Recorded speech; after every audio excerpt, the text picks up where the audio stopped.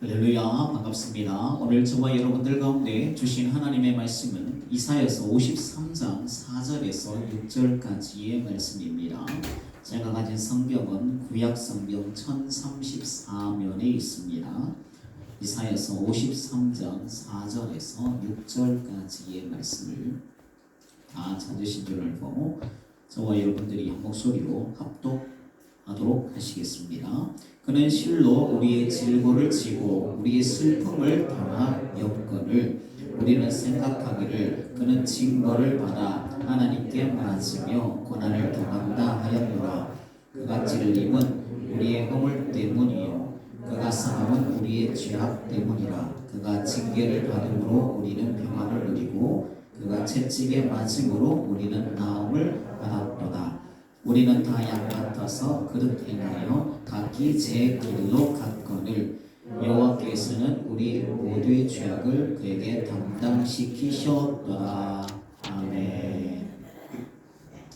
제목을 한번 읽어볼까요? 시작. 큰 해를 당하신 예수님. 오늘 읽은 이사야서 53장의 말씀을 가지고 제목보다는 큰 해를 당하신 예수님이라는 제목으로 말씀을 나누도록 하겠습니다.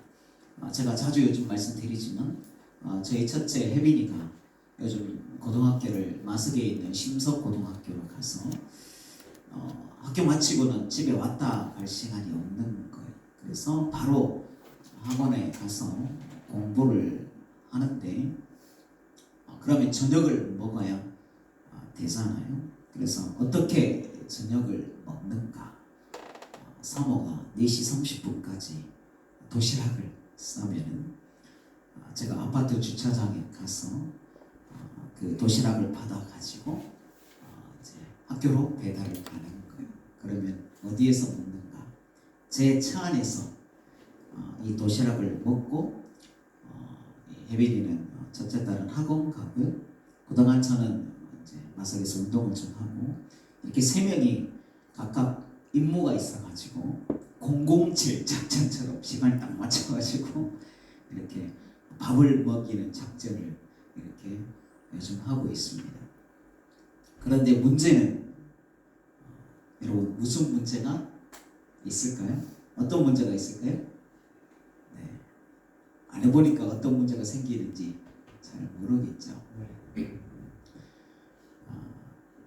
제 차에 음식 냄새가 반찬 냄새가 가득한 거예요.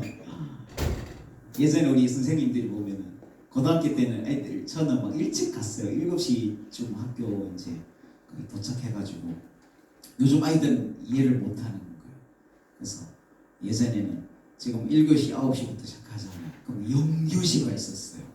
영교시 있는 학교도 그럼 대단한데 8시부터 영교시 있으면 마이너스 1교시가 있어가지고 7시까지 학교 가고 그리고 수업 다 마치고 야간 자율학습이 있어가지고 9시 40분에 마치면 집에 오면 10시 반, 11시가 이렇게 되었어요.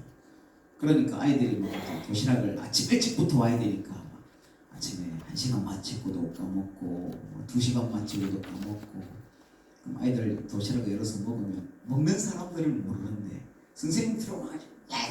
밥 먹었으면 문을 열어야 될 거 아니야! 그래서 그 냄새가 굉장히 이제 싫은가 봐요. 밥 먹는 사람이 아니면. 근데 진짜 차에서 이렇게 냄새가 나니까 쉽지 않은 거죠.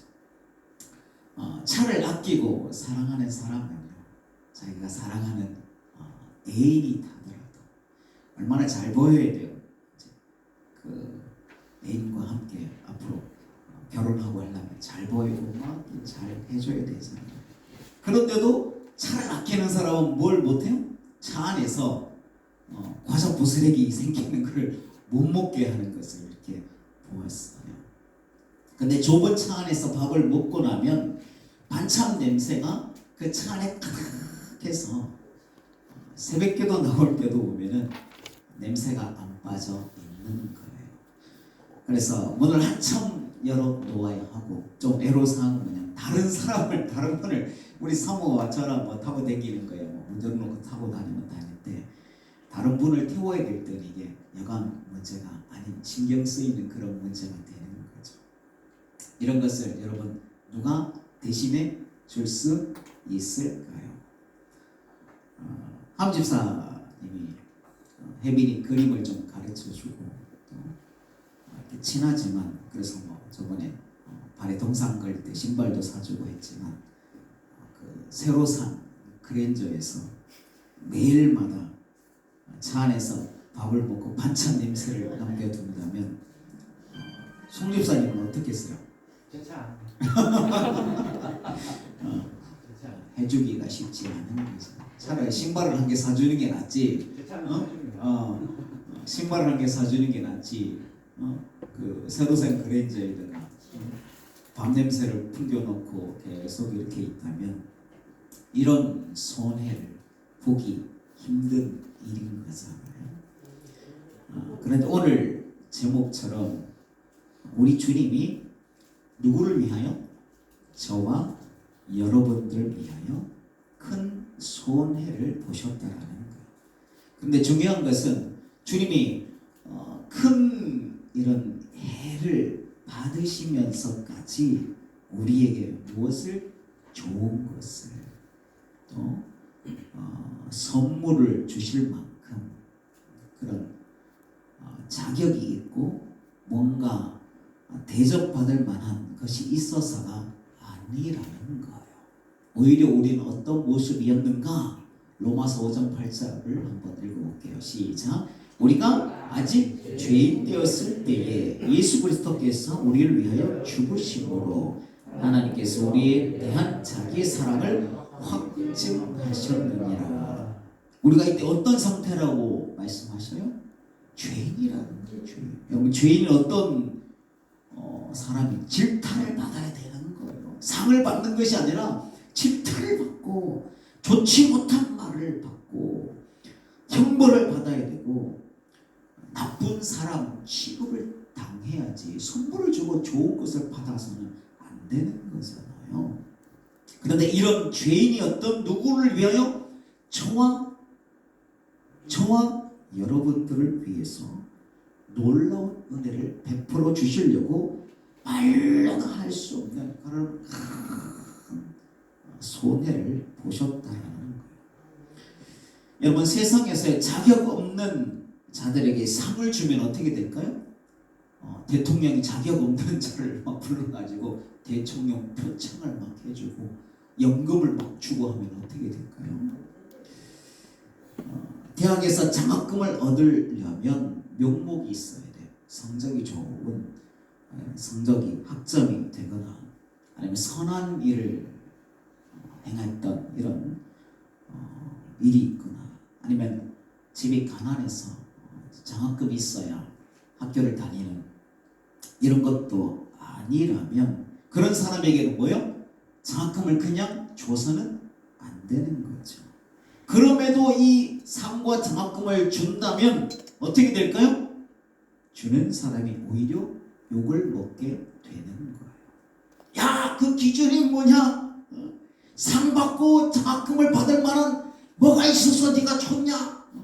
이렇게 할 것은 이렇게 오히려 공격을 당한다라는 거예요. 운전면허를 줄 때 운전 실력이 없는 자들에게 주면 어떻게 되죠? 야, 사고 나려고 어떻게 하려고 이렇게 자격증을 자격이 없는 자에게 아무나 주면 되지 않는 거잖아요. 그런데 하나님의 그 사랑은 자격이 없고 아무 공로가 없는 누구에게? 저와 여러분들에게 오히려 죄인이었을 때 질타를 받고 손가락질을 받고 나쁘다고 형벌을 받고 그런 죄인이었던 저와 여러분들을 위해 죽음까지 다 받으시고 모든 죄와 허물과 조롱을 다 받으시기까지 하시고 우리에게 무엇을 선물해 주셨죠? 영생, 부활, 구원이라는 놀라운 선물을 주셨다라는 거예요. 그런데 주님이 우리에게 이런 놀라운 선물을 주실 때에 아까 차는 어떻게 해요? 좋은 냄새를 내어야 하는데 그래서 향수를 쓰고 하는데 그런 공간에 매일마다 반찬 냄새를 나게 하는 그런 손해보다 비교할 수, 이런 손해를 다른 사람 내 차에 매일마다 반찬 냄새를 가득하게 빠지지도 않을 만큼 배어 있을 만큼 냄새를 나게 하는 그 손해 우리가 받기가 좋지 않잖아요. 야간에서 이게 진짜 부모 자식 아니면 이렇게 하겠어요? 차를 아끼는 아빠 같으면, 아니면 저도 그런 적가 있으면 아마 못하게 했을지도 있어요. 근데 이와 비교할 수 없는 손해를 주님이 저를 위하여 또 여러분들을 위하여 보셨다는 것. 이사야서 53장 말씀을 읽어볼게요. 시작. 그는 실로 우리의 질고를 지고 우리의 슬픔을 당하였거늘. 우리가 받아야 할 뭐요? 질고를 대신 지셨다. 이런 해를 당하셨다.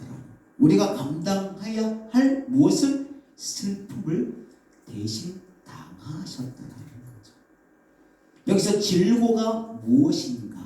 홀리라는, 이 질고가 뭐예요? 홀리라는 단어예요. 우리의 연약함, 우리 육신이 얼마나 연약해요. 그래서 연약함으로 오는 모든 질병, 육신의 모든 고통을 의미하는 거예요. 그리고 뒤에 나오는 슬픔이라는 것은 마크 오브라는 단어인데, 죄의 형벌로 인하여서 그 죄값을 우리가 받을 때에 어떻게 돼요? 그 형벌을 받을 때에 조여드는 이 두려움이 있는 거잖아요. 그리고 막 그 형벌을 받을 때 감당할 수 없는, 우리가 죽음의 형벌을 받는다면 아마 얼마나 마음을 졸이고 슬퍼하기까지 할 것은, 그리고 그 앞에 뭐 짓눌려지는 이런 심적인 고통을 의미하는데, 이 질고와 슬픔은요, 우리가 주님의 은혜가 아니라면 우리가 누가 받았어야 되는 거죠? 다 저와 여러분들이 이것을 다 받았어야 될 그런 모든 연약함과 죄로 인한 고통을 의미하는 거예요. 질고를 지다라는 단어는 나사, 이 지다라는 단어가 나사인데 뜻이 무엇인가? 들어 올리다, 그리고 집어들다라는 거, 그리고 그 위에 올려놓다라는 것을 의미해요.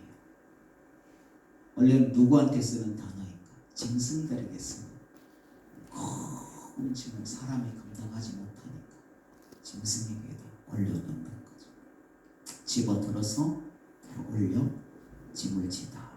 무거운 짐을 자신의 몸에 이렇게 올려놓다라는 의미예요. 그리고 슬픔을 당하셨다 해서 이 당하셨다라는 것은 사발이라는 단어인데, 그 무거운 짐을 어떻게 해요? 감당할 수 없는 짐을 나르다, 무거운 짐을 나르다, 짐을 지고 그 고통을 견뎌내다라는 의미인 거예요.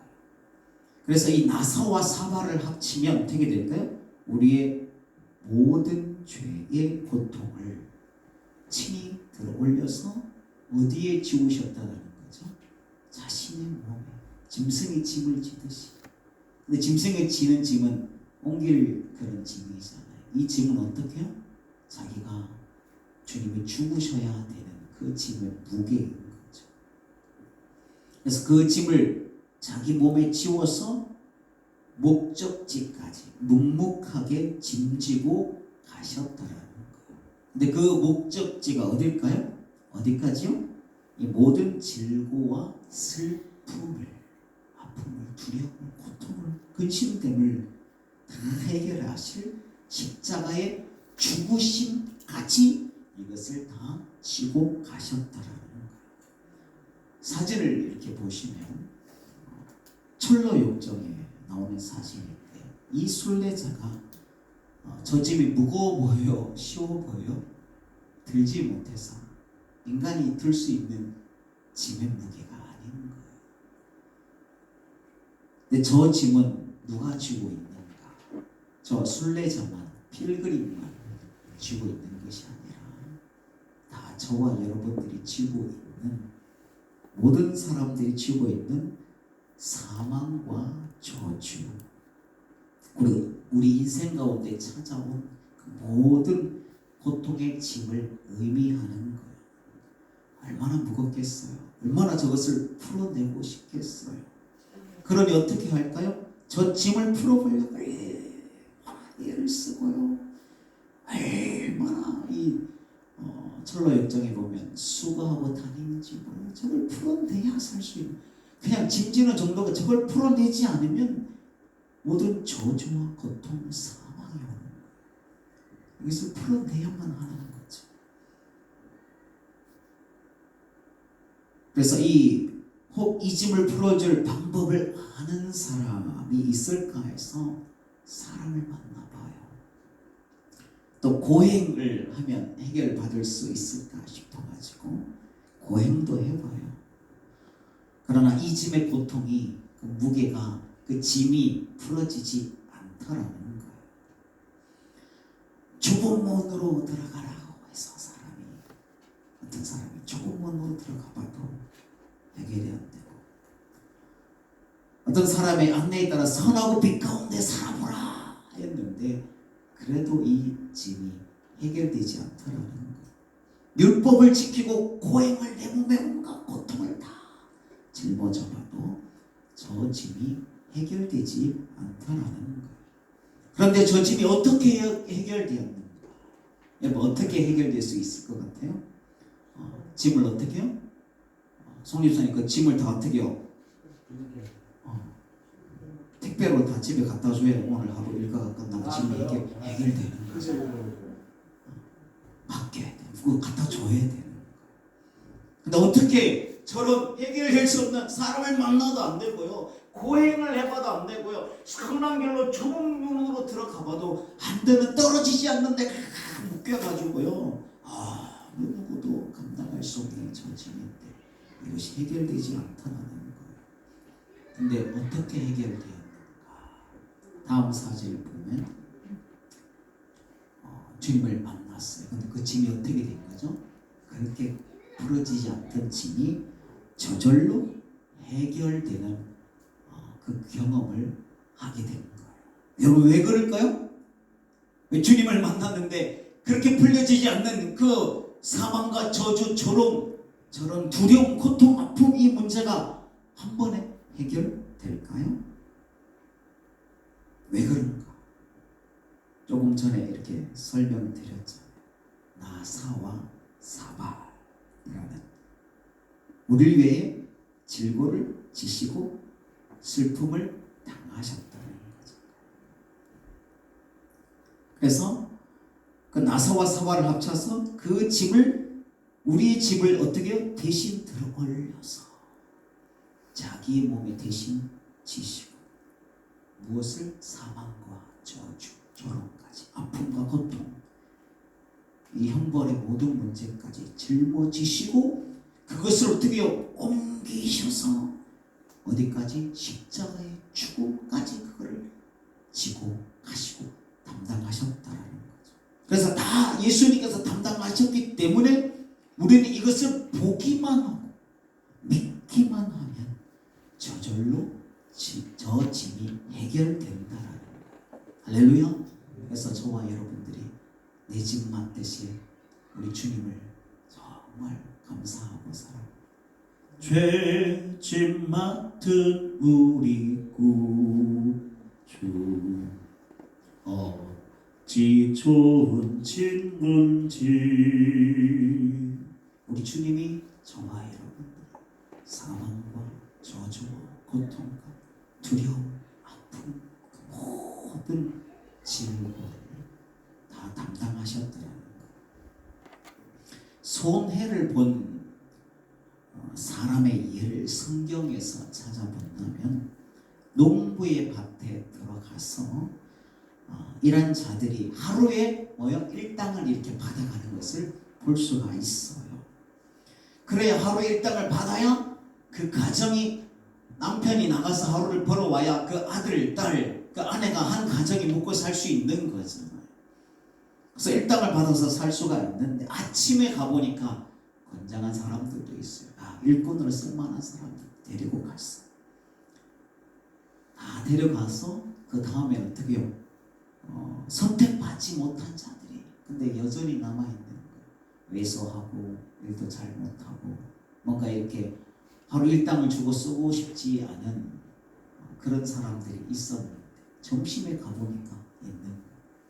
그 중에서 골라서 또 마트에 들어가라. 오후에도 가서 선택받지 못한 너희들 아직 왜 이렇게 이러고 있느냐?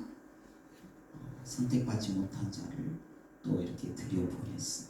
근데 나중에 가보니까 오후에 5시에 가보니 아직도 놀고 있는 자들이 있어서 이들을 불쌍히 여겨서 그 밭에 들어가서 일을 하게 하고 5시에 갔는데 몇 시에 일을 마치게 되는 거죠? 6시에 불러서 주인이 품삯을 주는 거예요.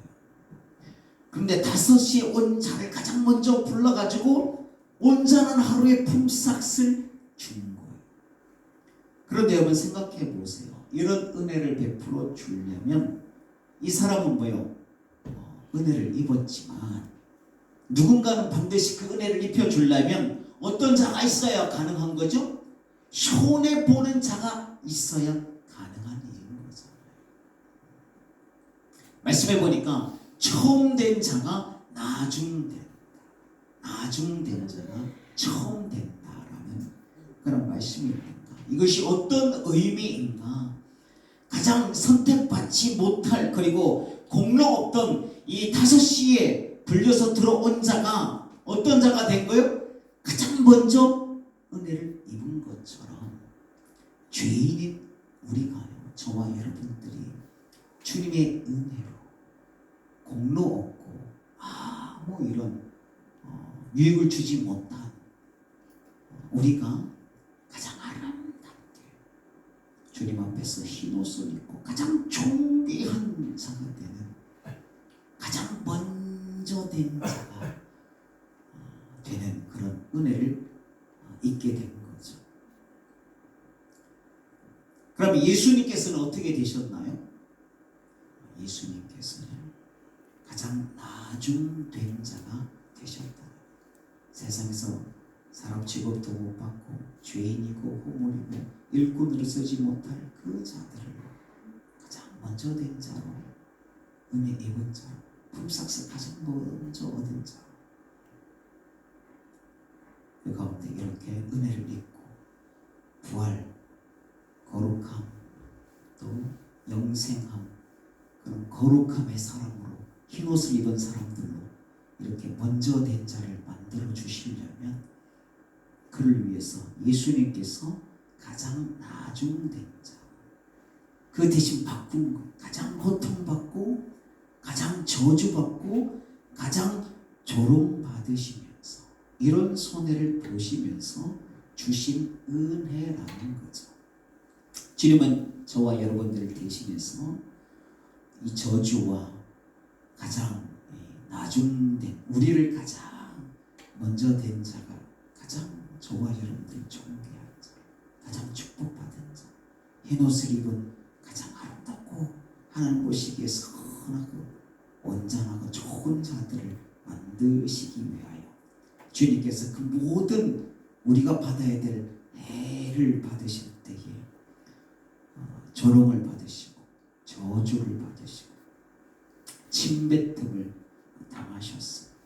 여러분 다른 사람들 위해 침뱉음, 내가 내 일 때문에도 침뱉음 당하면 기분이 좋지 않을 것인데 사람들의 하나님께서 신이신 하나님께서 그 참 피조물 된 사람의 입에서 나오는 침에 얼굴을 맞으셨다는 거죠. 사람의 그 손으로 따귀를 로마 병정들의 거친 손, 힘있는 손에 따귀를 맞으셨어요.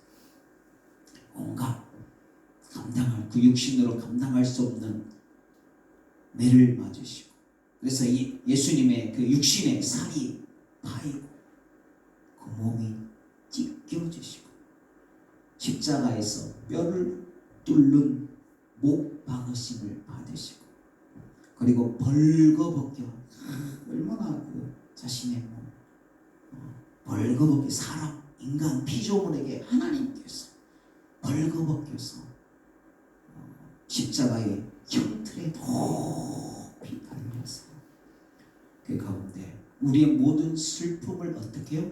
당하셨다. 우리의 질고를 다 지셨다라는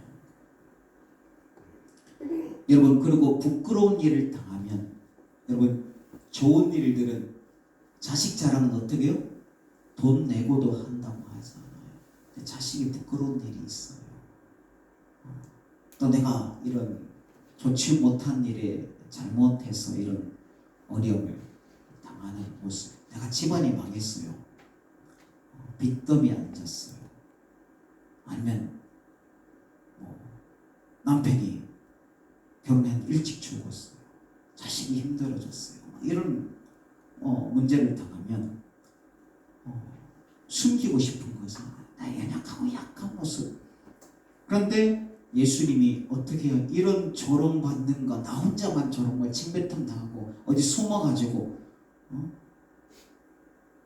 그 안에서만 이렇게 고문을 받고 몸이 다 찢겨지고 자세한 모습으로 있는 것만 해도 힘든데, 이 죄인들을 돌아다니면서 끌고 다니면서 여기저기 다 구경시키고 그 처량한 조롱된 모습을 보여주는 것을 회술례라고 해요. 술례. 죄인들을 순례시키는 거죠. 십자가를 지고 매를 맞으시고 살이 막 찢겨지고 더럽고 냄새나는 로마 병장의 그 입에서는 그 침을 뱉은 당한 얼굴로 예루살렘의 곳곳을 다니시면서 끌려다니시면서 부끄러움을 당하시게 되었다는 거죠. 누구를 위해서?